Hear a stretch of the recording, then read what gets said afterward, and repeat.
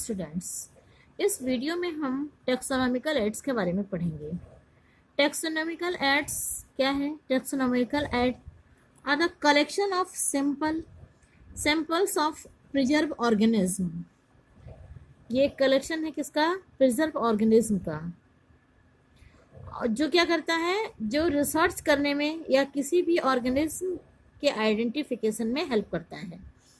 Taxonomical acts are the collection of sample or preserved organisms which help in extensive researches for the identification of various taxonomic hierarchy. Taxonomical acts में कौन कौन से आते हैं? इसमें Taxonomical acts include herbarium, museum, zoological park, flora, etc. जो biologist हैं, biologist have established certain procedure and techniques to store and preserve the information as well as specimen.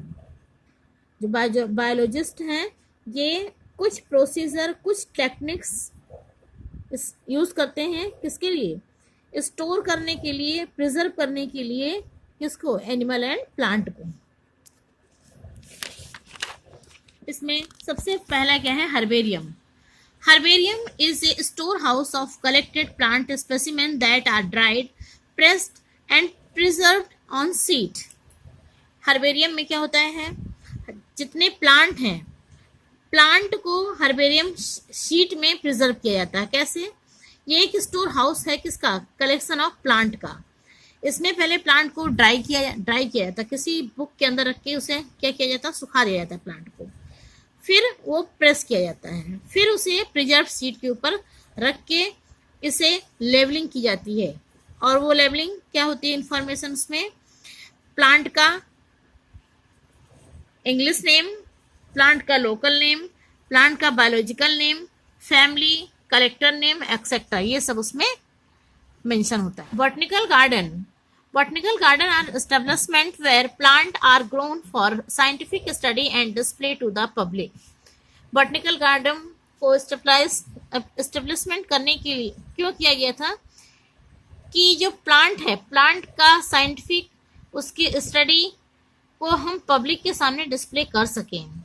Botanical garden devoted their resources to the study conservation of plant as well as making the world plant species diversity known to the public. और जो botanical garden है, इसमें पूरे world के हर तरह के plant और species की जो डाइवर्सिटीज है, इसको पब्लिक के सामने हम क्या करते हैं? इसका आइडेंटिफिकेशन, इसके बारे में जानकारी उपलब्ध कराते हैं। द फेमस बॉटनिकल गार्डन, कुछ फेमस बॉटनिकल गार्डन है, जैसे क्यू इंग्लैंड में, Indian botanical garden Howrah India में, and national botanical research institute Lucknow में। ये 3 फेमस बॉटनिकल गार्डन है पूरे वर्ल्ड में। नेक्स्ट है म्यूजियम। म्यूजियम क्या है? A building where collection of valuable and interesting object are kept and shown to the public. इसमें कुछ इंटरेस्टिंग, वैल्यूएबल जो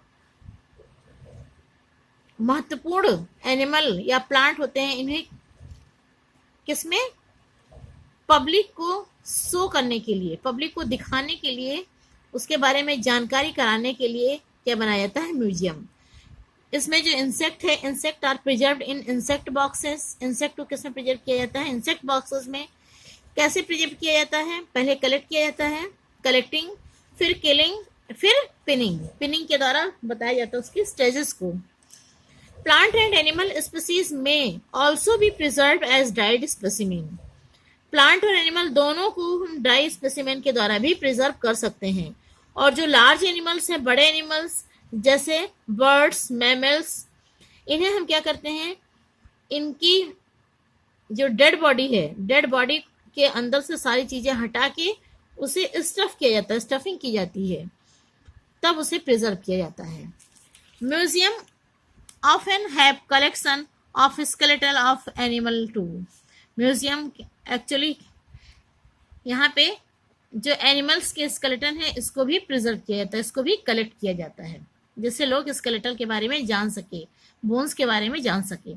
zoological park is the place where wild animal are kept in protected environment under the human care and which enable us to learn about their food habit and behavior.